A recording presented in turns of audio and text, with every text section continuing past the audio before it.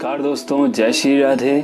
मैं हूं पीयूष, आप देख रहे हैं माय विचार। तो दोस्तों, अक्सर लोगों को ये जानने की जिज्ञासा रहती है, क्यूरियोसिटी रहती है, जानने की इच्छा रहती है कि हम वैष्णव दीक्षा लेना चाहते हैं तो कौन से संप्रदाय से लें, कौन सी परंपरा से लें। ऐसा नहीं है दोस्तों कि संप्रदायों में कोई मतभेद हो, मात्र मार्ग अलग अलग है और मंजिल एक है। जैसे कई लोग पुत्र की तरह भगवान को पूजते हैं तो कई लोग पति की तरह पूजते हैं, कई लोग सखा की तरह पूजते हैं तो कई लोग भगवान के दास बन के उनकी आराधना करते हैं। हम बात करते हैं वैष्णव की तो सीधा सा एक शब्द का अर्थ समझते हैं वैष्णव।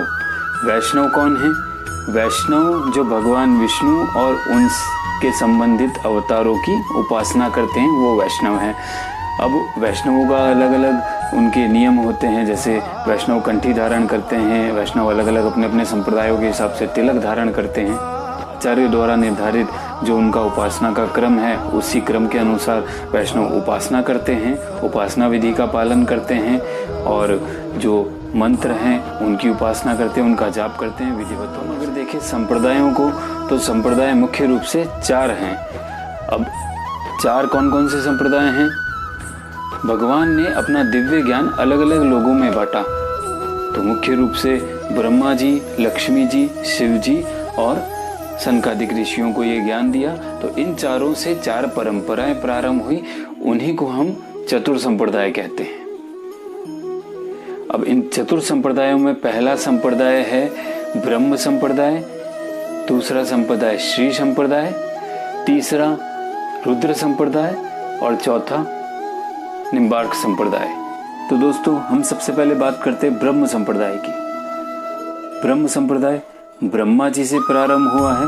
आगे चल करके इस संप्रदाय में माधवाचार्य जी आए, इसी कारण इस संप्रदाय का नाम माधव संप्रदाय भी पड़ा। इसी संप्रदाय में चैतन्य महाप्रभु भी आए हैं। इस संप्रदाय ने मुख्य रूप से मायावाद के खंडन के ऊपर कार्य किया है और इस संप्रदाय में यह माना जाता है कि जो विग्रह है, पूजनीय विग्रह है, वही साक्षात भगवान है और ऐसा ही होना चाहिए कि जिस विग्रह की हम पूजा कर रहे हैं, उपासना कर रहे हैं, उसी को साक्षात भगवान मानना चाहिए। इस संप्रदाय का सिद्धांत है द्वैतवाद। इसी संप्रदाय में श्रील प्रभुपाद आए हैं, जिन्होंने समस्त विश्व में घूम करके हमारे सनातन धर्म का प्रचार किया है।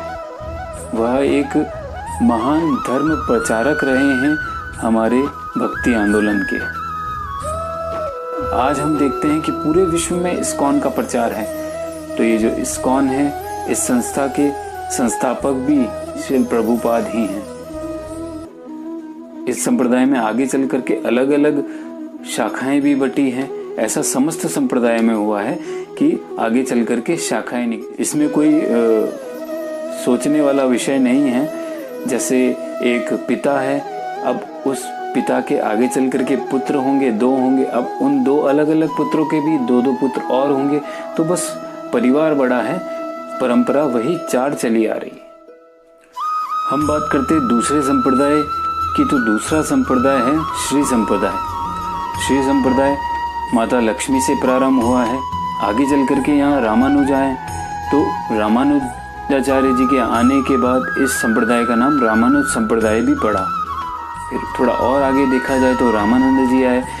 रामानंद जी आए तो इस संप्रदाय का नाम रामानंद संप्रदाय भी पड़ा। ऐसा भी है कि रामानंद संप्रदाय और रामानुज संप्रदाय अलग अलग हो गए हैं, लेकिन परंपरा वही है। लक्ष्मी जी की परंपरा ही है जो आगे चली आ रही है।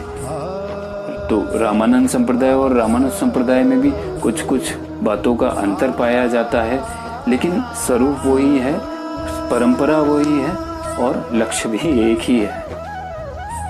इस संप्रदाय में सीताराम जी की उपासना की जाती है, लक्ष्मी नारायण जी की भी उपासना की जाती है। संप्रदाय का सिद्धांत है विशिष्ट अद्वैत।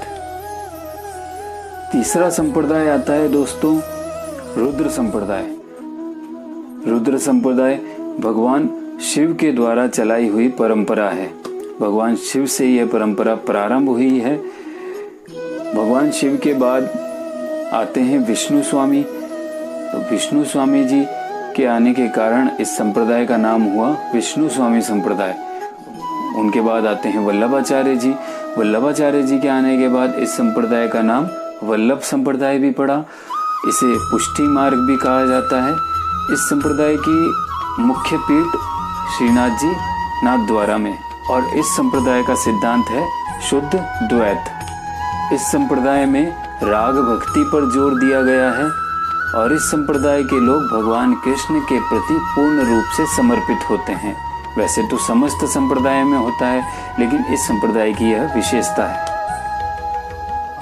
अब बात करते हैं कुमार संप्रदाय की। मैं खुद इस संप्रदाय से हूँ, इसीलिए मैं अपने निज गुरु के चरणों में, ऐसे गुरु चरण जिनके दर्शन से अनंत आनंद की अनुभूति होती है, साष्टांग प्रणाम करता हूँ।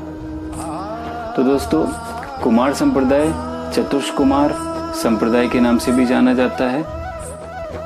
यह संप्रदाय हंसा अवतार से प्रारंभ होता है। भगवान के 24 अवतारों में से 20वें अवतार भगवान हंस,